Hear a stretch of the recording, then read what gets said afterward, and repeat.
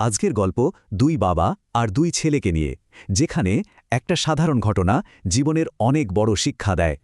আচ্ছা, বাবার চর কি শাসনের প্রকাশ নাকি সবার সামনে অপমান? চলুন গল্পটা এই প্রশ্ন দিয়েই শুরু করা যাক। গল্পটা শুরু হচ্ছে দুটো একদম আলাদা জায়গা থেকে। দুটো জায়গাতেই আছেন একজন বাবা আর তার ছেলে। দোকানে থাকা একজন কাস্টমার এই ঘটনাটা দেখে বেশ অবাক হয়ে যান। বাবার রেগে যাওয়ার কারণ কিন্তু খুবই ছোট।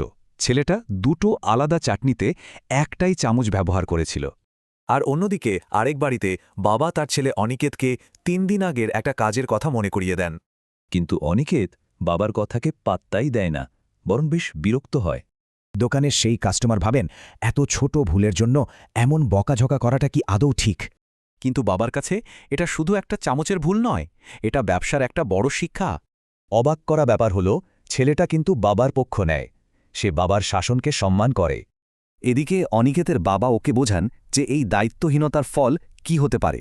তিনি মনে করিয়ে দেন কিছুদিন আগেই অনিকেতের দেরির জন্য বাড়ির ট্যাক্সের ফাইন দিতে হয়েছে। বাবা বুঝান ব্যাপারটা কাজের নয়, দায়িত্বের। এই ছোট অবহেলায় একদিন বড় ক্ষতি করবে। দেখুন দুই ছেলের দৃষ্টিভঙ্গির মধ্যে কত বড় একটা পার্থক্য। আর এখানেই গল্পের আসল মোড়। সিঙ্গাড়া দোকানের সেই কাস্টমার আসলে অনিকেত নিজেই ছিল। হরিশ আর তার বাবার সম্পর্ক দেখে অনিকেত নিজের ব্যবহারের কথা নতুন করে ভাবতে শুরু করে। এরপর ও যা করে তা সত্যিই খুব অর্থপূর্ণ। সে বাবার জন্য সিঙাড়া নিয়ে বাড়ি ফেরে। ওর এই সরি শুধু সকালের জন্য ছিল না, ছিল ওর সব ভুলের জন্য। অনিকেত একটা বড় শিক্ষা পায়।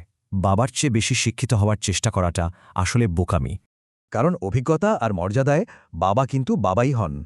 এই গল্পটা আমাদের একটা প্রশ্ন ভাবতে বাধ্য করে, শিক্ষা আর অভিজ্ঞতার মধ্যে আসল ভারসাম্যটা কোথায়?